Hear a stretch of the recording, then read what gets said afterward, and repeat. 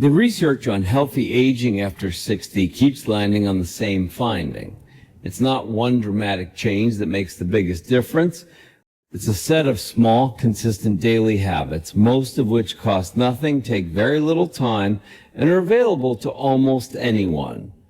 Researchers have studied hundreds of thousands of older adults over decades to identify which habits actually move the needle on energy, mobility, memory, and longevity.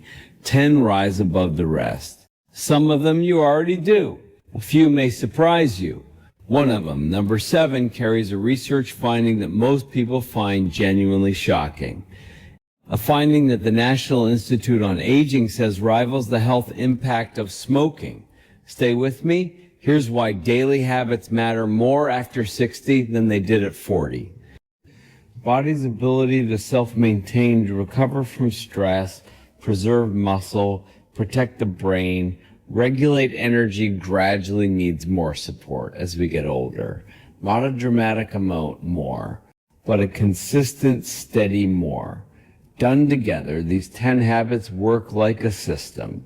Each one reinforces the others, and the compound effect over months and years is significant. Before we go through them, if you find this kind of content useful, hit subscribe and the like button right now. There's a new video every single day, and subscribing means you'll never miss one. And if you have a question or something to add, drop it in the comments below. I read every one. Now let's go. Habit number 1 is sleep, and specifically consistent sleep. Most people believe that as you get older, you simply need less sleep. The National Institute on Aging is clear on this. That's a myth. Older adults still need 7 to 9 hours per night, the same as younger adults. What changes is not how much you need, but how easily you get it. Here's why this matters so much after 60. While you sleep, your body is actively at work repairing muscle, consolidating memories, clearing waste products from the brain, and resetting the hormones that will drive your energy and mood through the following day.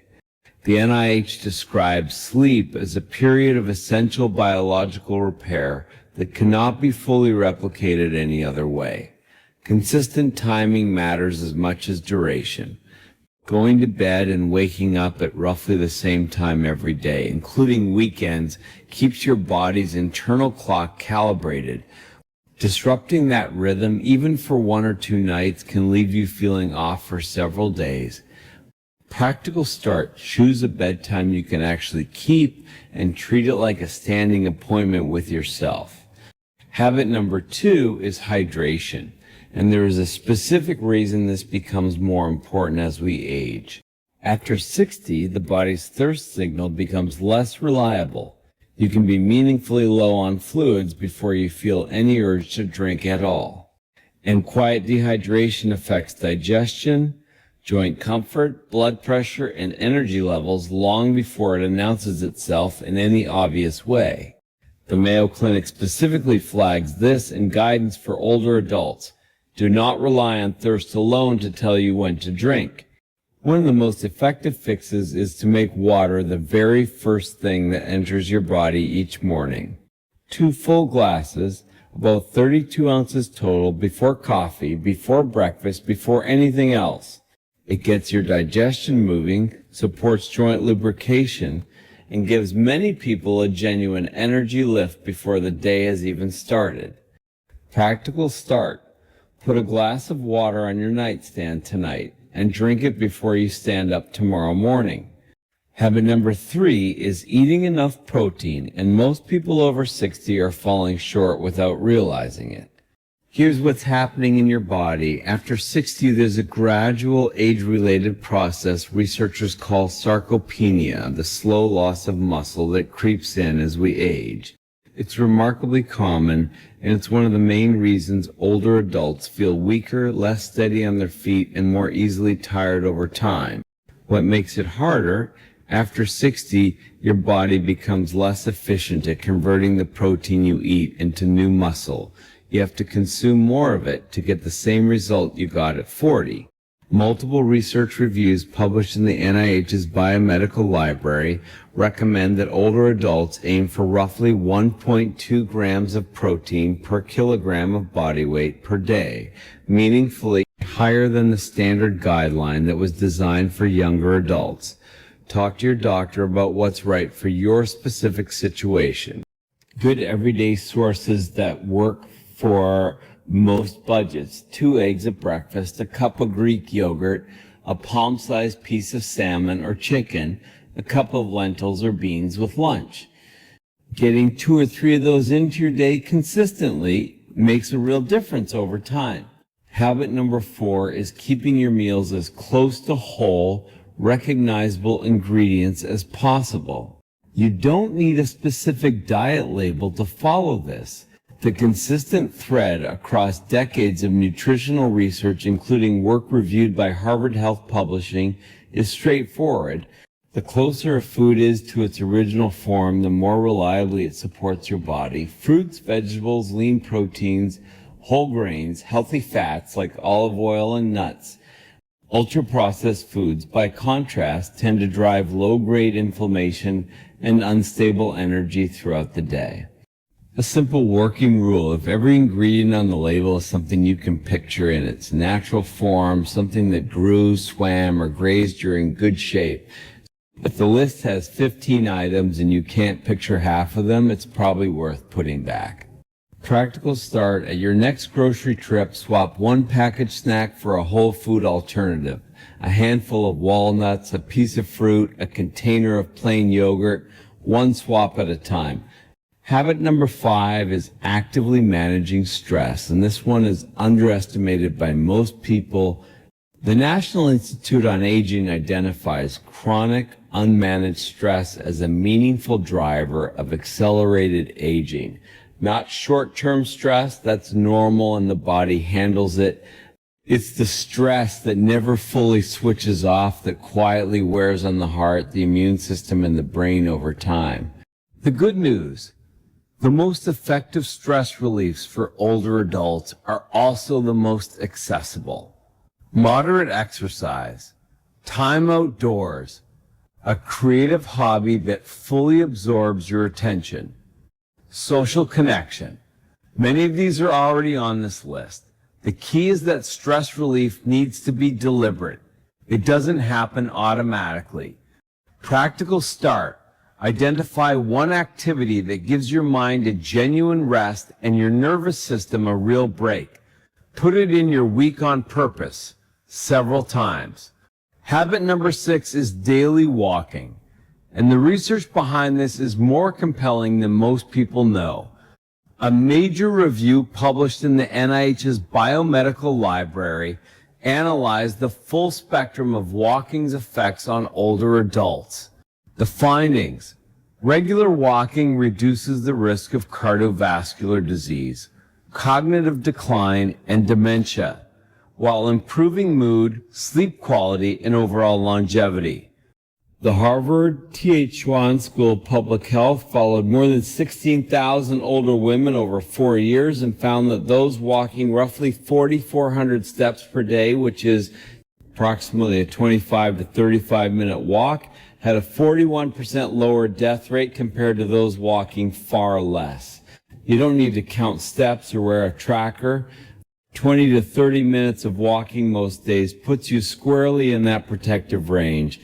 And here's something worth knowing: if you're tired in the afternoon, a 10-minute walk almost always produces more energy than a nap.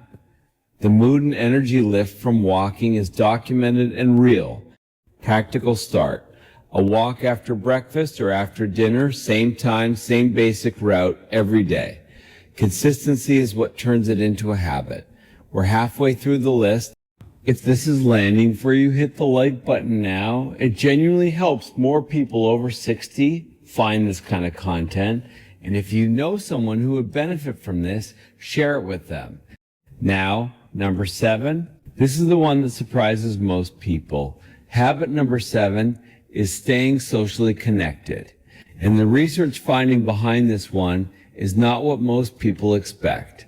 Researchers completed a large-scale analysis of data from more than 600,000 participants across 21 long-term studies, one of the most comprehensive investigations of its kind ever done on aging and brain health. The question was, does loneliness affect the brain? The answer, published by researchers supported by the National Institute on Aging, was unambiguous. Loneliness increased the risk of Alzheimer's disease by 14%, vascular dementia by 17%, general cognitive impairment by 12%. And here's the part that stops most people. The researchers found that the health risk associated with loneliness was comparable in magnitude to the risk associated with physical inactivity or smoking. Loneliness, in other words, is not merely an emotional experience. It is a documented health risk that affects the brain, the heart, and how long you live. The mechanism is partly emotional, but also biological.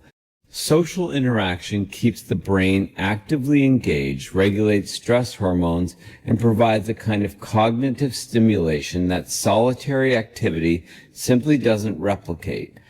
What counts as social connection? More than you might think. A regular phone call with a family member, a weekly card game or dinner, a walking group, a class at the community center, a volunteer shift. The research does not require grand gestures. It requires consistency, regular, meaningful contact with other people. Practical start. Schedule one recurring social activity that happens at the same time every week. Put it on the calendar and protect it. Habit number 8 is protecting your bones. After 60, bone density loss quietly accelerates, particularly in women following menopause. Bones gradually become thinner and more brittle, which means a fall that would have been minor at 50 can be genuinely serious at 70. 3 things are consistently supported by research from the NIH and Mayo Clinic: adequate calcium intake, adequate vitamin D to help the body actually absorb that calcium, and weight-bearing exercise. Weight-bearing exercise means any movement where your body is upright and carrying its own weight: walking, standing resistance exercises, light strength training with bands or small dumbbells. This directly signals the body to maintain bone density in a way that swimming or cycling, while excellent for other reasons, does not. For calcium, dairy products, fortified plant milks, leafy greens, and canned fish like sardines are reliable everyday sources. For vitamin D, many older adults benefit from supplementation, but the right amount depends on your actual blood levels. Ask your doctor to check. Practical start: if you haven't had your vitamin D level checked in the past year, add that conversation to your next doctor's visit. Habit number 9 is keeping your mind actively challenged every single day. The National Institute on Aging has studied this extensively in one large 10-year clinical trial, the ACTIVE trial. Older adults who regularly engaged in cognitive training involving reasoning and processing speed experienced measurably less mental decline than those who didn't. The specific activity matters less than the effort level. Crossword puzzles, a woodworking project, learning a new skill, playing a musical instrument, a language app, a demanding book, a strategy game. What matters is that it takes real mental effort. Easy passive entertainment does not produce the same effect. Your brain in many ways follows the same rule as your muscles. Use it consistently or it gradually loses capacity. Practical start: pick one mentally engaging activity and build a daily or evening habit around it. Even 15 to 20 minutes a day adds up to something meaningful over time. Habit number 10 is learning to listen to your body, and this one is genuinely a skill, not just a piece of advice. As we get older, the signals our body sends become more important to pay attention to.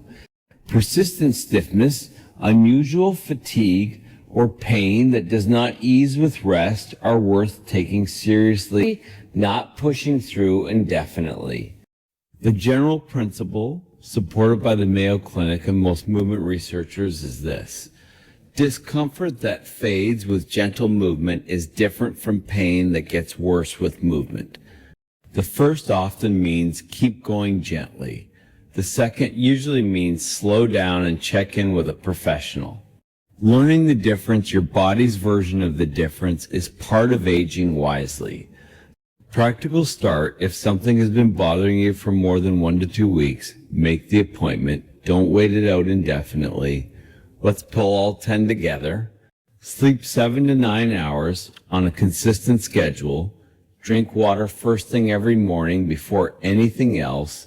Eat enough protein every day to support your muscles as they age. Build your meals around whole, recognizable ingredients. Find a reliable and deliberate outlet for stress. Walk every day. 20 to 30 minutes is enough. Stay socially connected. Schedule it, make it recurring, protect it. Protect your bones with calcium, vitamin D, and weight-bearing movement. Challenge your mind every day with something that takes real effort. And listen to the signals your body sends you. They're worth paying attention to. Not one of these habits is extreme. Not one requires a dramatic overhaul. Every one of them is supported by consistent research, and all 10 of them are available to you starting today. Just a reminder, this is for learning, not medical advice. Before changing your diet, exercise, supplements, or medication, talk with your own doctor, who knows your full history. If you found this helpful, subscribe and hit the bell. There's a new video every single day, each one built on trusted research for people over 60. And I'd love to hear from you. Which of these 10 habits do you already have locked in? And which one are you going to start working on this week? Tell me in the comments. I read, everyone. Tomorrow we're going deeper on one of the most misunderstood topics in senior nutrition: exactly how much protein your body actually needs after 60, on simple ways to get there without overhauling your whole diet. I'll see you then.